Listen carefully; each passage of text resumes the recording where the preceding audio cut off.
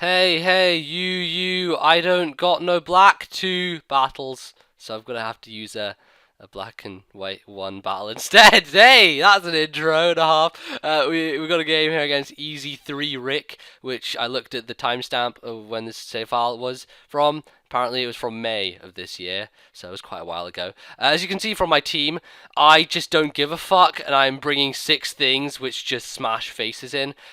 Just 6 offensive dudes, and that's how I'm going to roll with this setup here because I don't give a crap. I'm just going to hit things in the face. Hopefully, it will mean the match is over quicker, and as you can see, it's probably a pretty short video. So either I lose horribly or I win horribly, or either of the other 2 options that were there. Anyway, first turn, Specs Curum, ladies and gentlemen, Harrow Freeze, kicking ass right here. Specs Curum is powerful, and I kill a Tentacruel in 1 hit. Maybe he wasn't a special defensive Tentacruel, maybe Specs Curum is just that freaking good, but I take it out in 1 hit, and I was kind of surprised by that, but hey, it's Curum, what are you going to do about it? So, brings in the Gyarados, and a little situation goes down here, because he's going to Dragon Dance, I know he's going to Dragon Dance, and I don't actually have any Scarfers on the team, I don't think. But I do have Mamoswine with Ice Shard. So what I'm going to do is I'm going to leave Kyurem in here, go for as many Draco Meteors as I can as he continues to Dragon Dance up, unbeknownst to the fact that, well, he probably should be beknownst to the fact that I have Ice Shard because I'm carrying a Mamoswine, and what Mamoswine doesn't carry Ice Shard? So there's the thing. He keeps Dragon Dancing. I end up critting him. It does matter for the fact that Kyurem is still alive. It doesn't matter for the fact that Gyarados wouldn't have been able to sweep my team anyway because Draco Meteor would have done enough to the point where Life Orb Ice Shard would have taken him out with Mamoswine. So, it's a bit iffy, but I guess Kyurem stays alive for no reason. Anyway. Celebi comes in, and I don't know what, I mean, Celebi has so many sets it can run. I have no idea what kind of Celebi this is, so I go into Salamence thinking I'm just going to be offensive, I'm going to threaten it with a Fire Blast, and it doesn't work out because he paralyzes me, and I'm like, well, fuck, this is terrible. However, the switch to either Gastrodon or Heatran is super obvious, so I go for the Earthquake, I believe, on the switch, and turns out I get paralyzed. Not like Earthquake would have done a huge amount of Gastrodon, but it would have been nice to get some damage on it, right? So, there you go. Unfortunate, but it happens. I die to an Ice Beam because obviously I have nothing really to switch to because this is a fully offensive team. I guess I could have gone to Kyurem, but well, it doesn't resist it because the Dragon typing. It's just neutral, and I don't know. I didn't want to take a hit with it. I just wanted to let it Salamence die. It was paralyzed anyway. It's pretty useless. So go to Cloyster. As you can see, I'm trying to Shell Smash, and I'm thinking, yes, I'm going to Shell Smash, get my White Herb, and be able to live any hit. Turns out I'm running the Life Orb Cloyster there.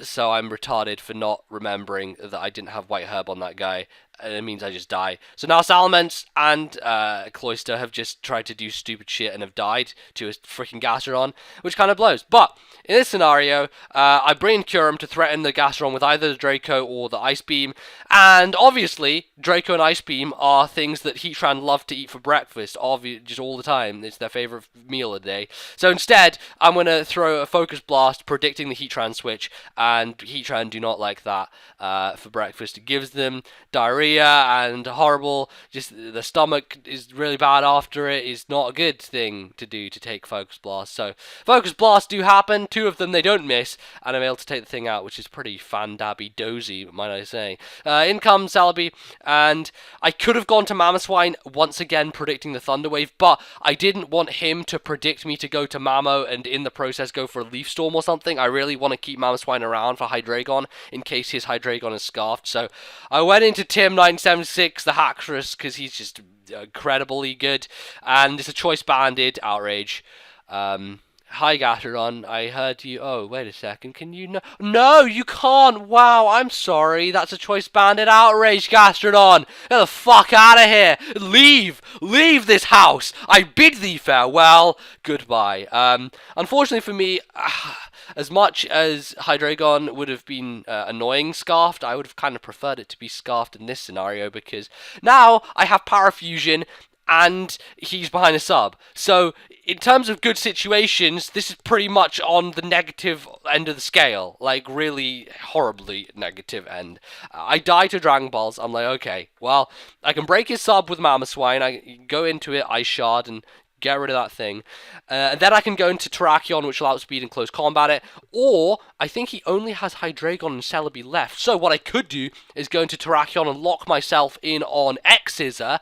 And by doing that, I can not only kill this Hydreigon, but also his last thing is a Celebi. And Banded X-Scissor will pretty much destroy both of those guys. But Mamoswine's able to take out the sub. And thanks to Thick Fat, I believe, I'm able to take the Fire Blast really nicely. And, to just do damage with the Ice Shard again before he manages to do anything else. So I'm going for Ice Shard. It doesn't matter at this point if I, don't do a huge amount, because more damage the better, and Terrakion will be able to come in and revenge everything regardless. So I end up critting him with the Ice Shard.